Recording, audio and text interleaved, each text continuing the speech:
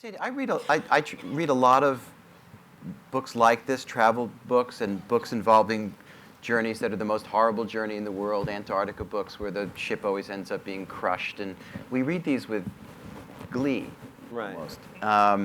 In other words, the writer has suffered so that we may enjoy ourselves by the fire.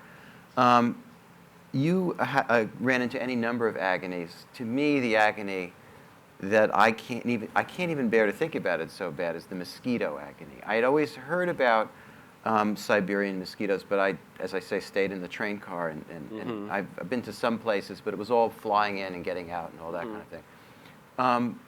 What were the real rigors and difficulties of travel in Siberia that you didn't anticipate, and maybe mosquitoes was one of them? Well, there were or cold, or a bunch of different things. One thing was just uncertainty about the food, because I did get food poisoning in Russia and had to go to the hospital. How many times? I got serious food poisoning only once. That's a good trip. You know, did you get a lot of food poisoning? And I did not want to get it again. It was really, really horrible.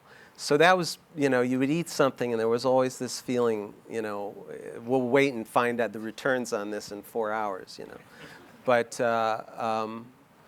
the mosquitoes, you know, there was, believe it or not, quite a bit of boredom. The Marquis de Custine said, boredom is the divinity of Russia. So there's a lot of just sitting there looking out the window.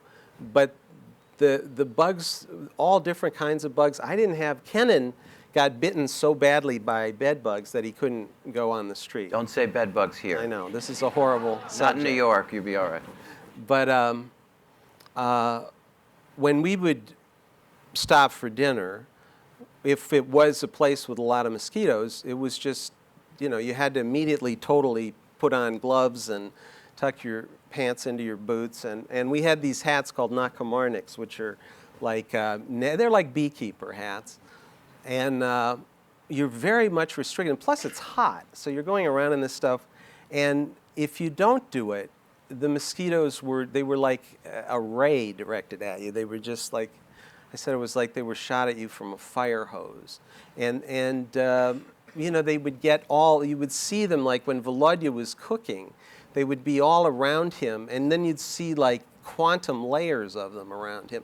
And the sky would actually be gray with these things. And the food had a lot of mosquitoes in it. So after a while, you just eat it anyway. Dead ones. Just dead mosquitoes would fall in the food because they'd get over the thing. They'd be attracted by the fumes.